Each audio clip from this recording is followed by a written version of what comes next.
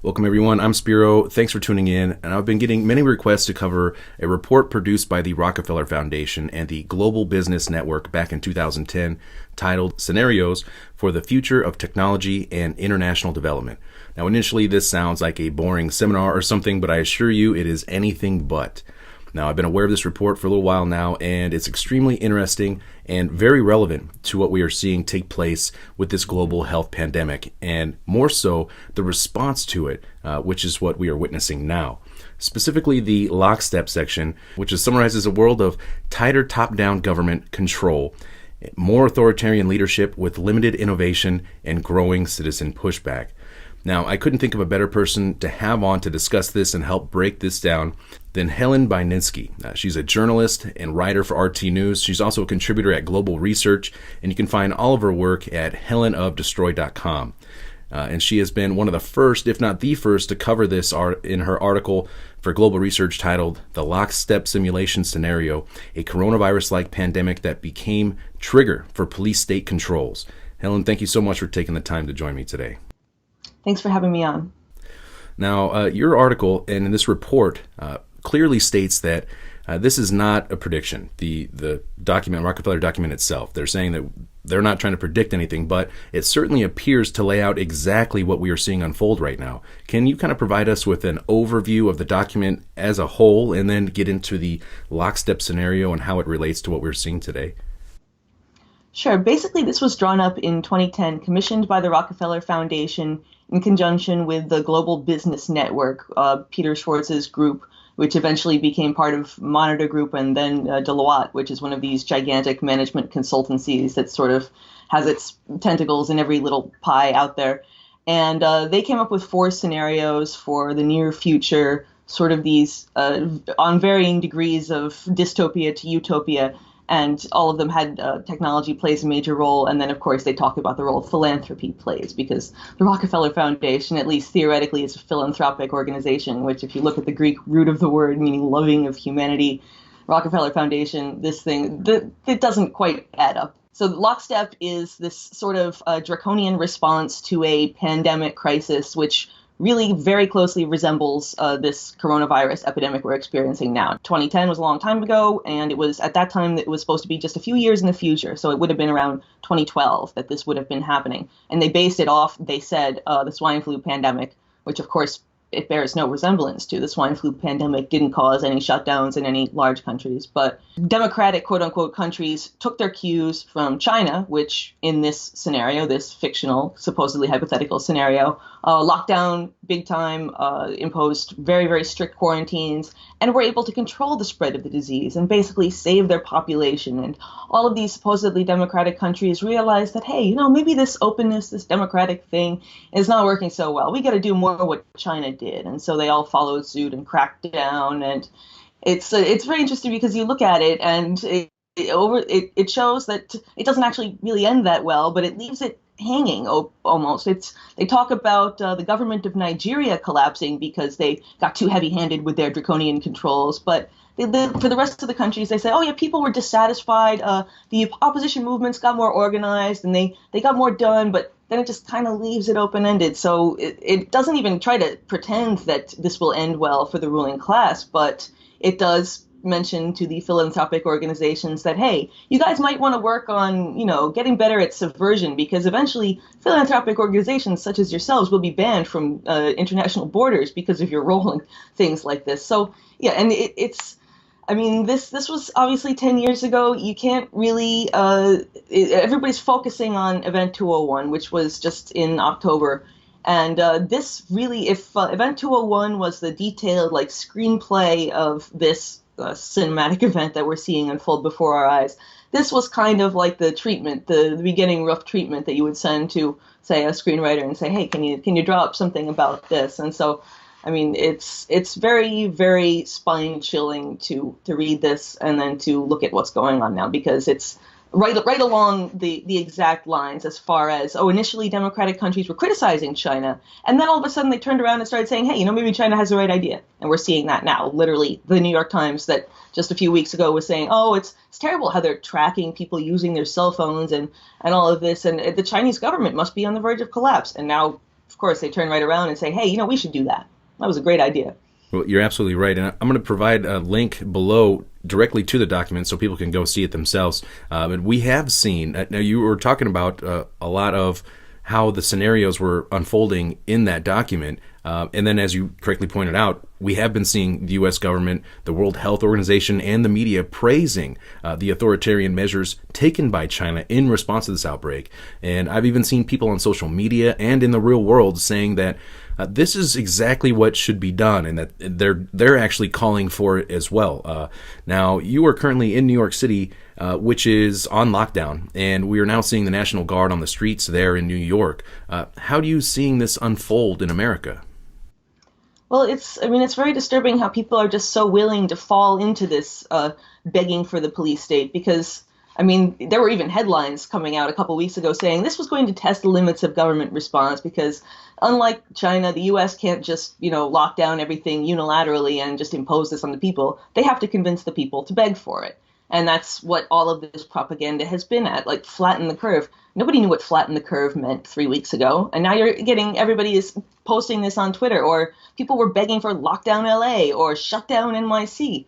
Now, why would people be begging for them to have their own movements limited? It's not like you can't quarantine yourself if you feel the need to do so. And this is what I was trying to tell people in my own city. It's just like, you guys might not want to wish for your own businesses to get shut down and your own means of support to get suddenly cut off.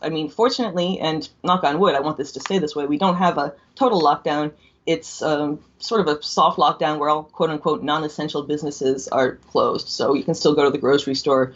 You can still supposedly go outside and take a walk or go for a bike ride without getting shot. I would like it to stay that way because this is a very large city full of a lot of people that I don't think, they might believe at the outset that this is what they want, but once their landlords start demanding the first month's rent, Cuomo's put off a 3-month eviction moratorium, but what do you do after 3 months? You pay the last 3 months with money you don't have? It's going to get very ugly if that happens, and I don't see Cuomo giving a rent amnesty. He's not that kind of person.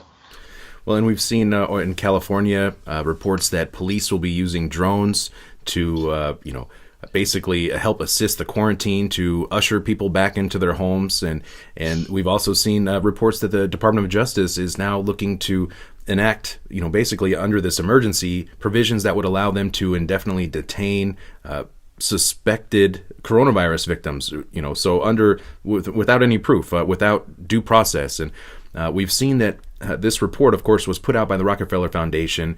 And in the past, before David Rockefeller was quoted before his death as praising China's Mao, who many would argue as being one of the greatest mass murderer of all time in history, saying that the social experiment in China under Mao's leadership is one of the most important and successful in human history. Expanding on that, Rockefeller also was famously quoted as saying, "We are on the verge of a global transformation. All we need is the right major crisis, and the nations will accept the New World Order." Now, take of it what you will, there is obviously a link between David Rockefeller and the Rockefeller Foundation, but the document clearly points out how global supply chains were broken and how the economic impact was devastating, perhaps more devastating than the virus itself, and the authoritarian police state was the only solution. Now, based on your research, what is your opinion, just opinion of the desired outcome for the social engineers from an event like this? I would say that it's very much like what you just said, as far as they've presented the police state as being the only solution. If you look at the actual dire consequences of just the virus itself, decoupled from the economic panic that's gone along with it, there have been much more severe pandemics in history. There have been much more severe disease in history, and this does not justify the response that's coming along. So it's pretty clear that there are two separate phenomena going on here. There's coronavirus disease, and then there's coronavirus economic panic disorder, which is the more serious one of the two, I would say. And yeah, this is, as usual, never let a good crisis go to waste. They've got all of these police state laundry lists or wish lists in their desk drawers, and they've just whipped them out, and they're just checking off box after box, this indefinite detention of U.S. citizens without a trial. Obviously, they've wanted that one for a while. I think Obama first passed a version of that in 2012 with the NDAA. But in the UK, they're already arresting people on suspicion of having coronavirus. I think in Kentucky they already surrounded a family's house and they're maintaining quarantine, even though the guy claims that he didn't actually test positive for coronavirus and that the whole thing is just a big, I don't know if misunderstanding is probably too much of a euphemism there. It's very sinister to think that this is a power that they're going to have. And if anybody thinks that they're not going to abuse this newfound power, I advise them to look at the Patriot Act and the aftermath of 9/11 and how they always declare a state of emergency. They never undeclare the state of emergency or repeal any of the emergency measures. This is very clearly people are going to be thrown into panic. There's a reason why the CDC didn't take the WHO's tests, screwed up their own testing. At this point, the disorder is such that people are terrified. They're begging for someone to come in and restore order. And whoops, here comes the police state. Would you rather have order or chaos? And people, unfortunately, time and time again, they don't learn from their mistakes, or they don't learn from their predecessors' mistakes. And we're going to see some very, very severe crackdowns on civil liberties. We're already seeing this in terms of the internet.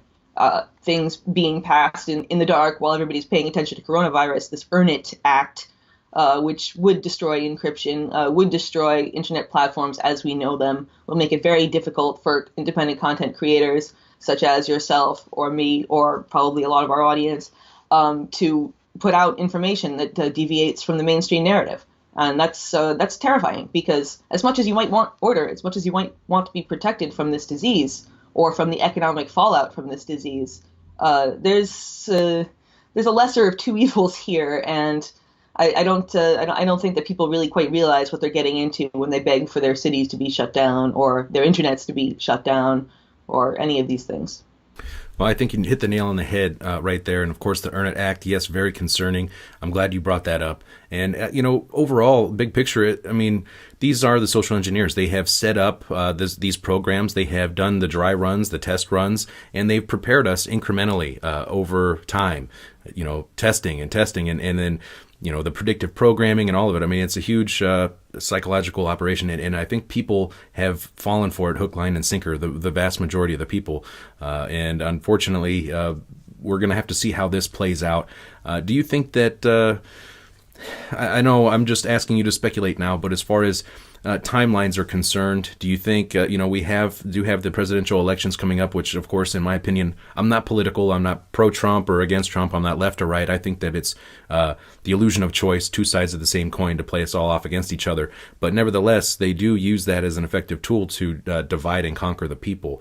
Now, we do see a lot of economic strife coming out of this and hardships. And in my opinion, and based on my research, I believe that they're getting ready to roll out a new digital financial system out of the ashes of this crisis.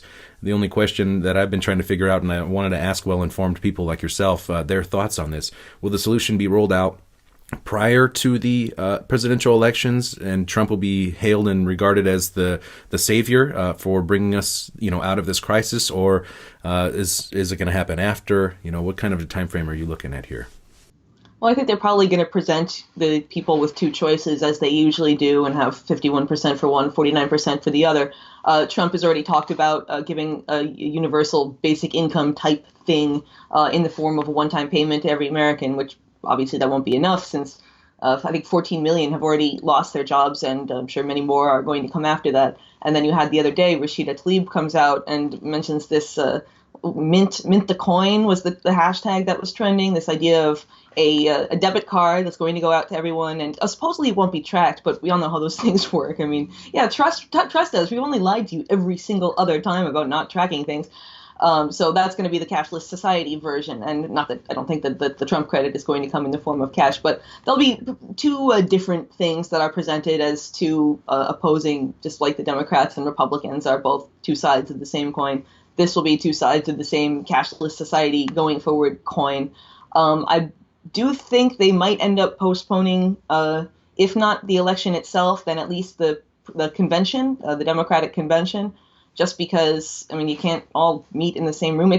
I can't imagine that after 2016, after the utter joke that was 2016, that people would put up with like having this be done in the dark or done online or something, especially after they've been hammering for 4 years this idea that Russian hackers are like fiddling with every single thing we do online. Oh, now we're going to let the convention be done online. I see. So the Russian hackers thing was fake all along, which it was, but it's just like you can't turn on a dime like that as far as a narrative. It takes some time to build these things up.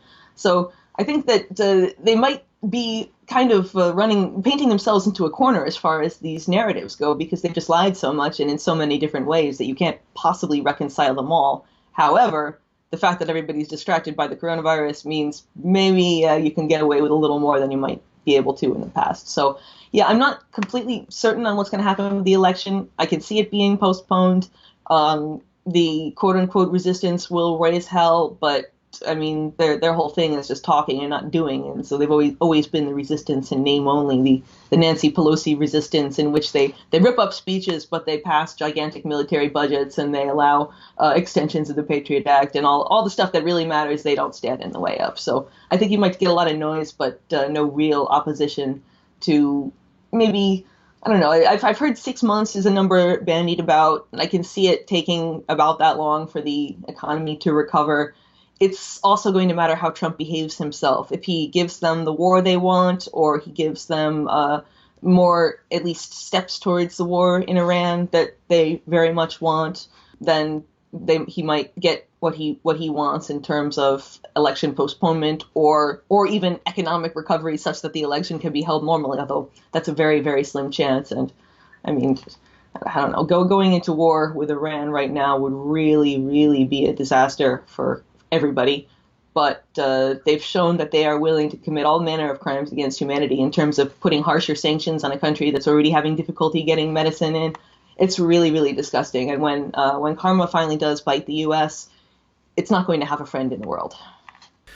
Great points, definitely, especially geopolitically, what's been taking place as these wars continue to proceed, like business as usual. And I did a report a couple months ago about how the U.S. military and the intelligence agencies were preparing to launch large-scale psychological warfare operations and information warfare operations, of course, to help protect the America's democracy and our elections and everything like that. So that was something, kind of a little red flag that popped up for a minute and then kind of just disappeared in the craziness that quickly ensued as 2020 first began. Now, are there any final points you'd like to make? I mean, I would advise everybody to read this lockstep scenario, because it's. If you look towards the end, it talks about what this means for philanthropy and what this means for technology. This is really important for technology because it's going to get people to embrace some extremely intrusive just programs. They've already talked about having apps installed on your phone that will make sure that you're standing 6 feet away from the next closest person and all this stuff, tracking people's movements. In China, they've already got supposedly these color-coded things that tell you how much of a risk you are. This is going to be used to clean house as far as getting rid of inconvenient dissidents. They're just going to pull people off the street and say, "Hey, you look sick. Are you running a temperature?" Oh, and the test they've already shown has got like 40% failure rate. So if it's basically like playing Russian roulette, and it's going to get very dangerous out there to be doing what we're doing. And unless a large amount of people rise up and actually oppose these people, but can't rise up against your oppressor if you can't rise up off the couch, and a lot of people can't even make that step. So I don't know what to say, but I hope that people are paying attention, and I hope that they don't let themselves be tricked into demanding the police state, because no, you don't want the shutdown. It's whatever is going on now. There's always something worse, so don't fall for that. Well, there's been a saying that at least in third world countries who are under dictatorships, they know where they stand. They know where the authoritarian regime stands. And some would argue that people in America, for example, or in many Western countries who are supposed to be the beacons of, freedom and democracy and everything like that, is actually potentially much more dangerous, because people have that illusion of freedom. And so they have to know that they're being oppressed before they can even begin to get up off the couch to begin to resist. Now, it's... I can't thank you enough for taking the time, Helen, to be my guest today. It was very informative, and I really hope that this helps to provide, alternative information and viewpoints which people can find, in your reports and in this lockstep article that, yes, this document that people should absolutely read. I'm going to be sure to leave all the links to where you can find Helen's work on her YouTube, on her website, on Twitter. Again, she's a journalist and a writer for RT and contributes to many other sites like Global Research as well. But everyone out there, please be sure to support our work. We're not sure how long we're going to be around. You have a BitChute channel as well, because just as I do, because this YouTube platform, who knows? I mean, every time I turn it on, I'm thinking, is it going to be there? Is my YouTube channel going to be there? And there's that note right at the top saying that they're going to, due to this coronavirus outbreak, they can no longer have humans look and review content. They're just going to, just for your safety, they're just going to start removing content. And I'm kind of surprised that my videos have not been removed yet at this point. But again, stay tuned for more. Helen, thank you so much for taking the time to be my guest today. Thanks for having me.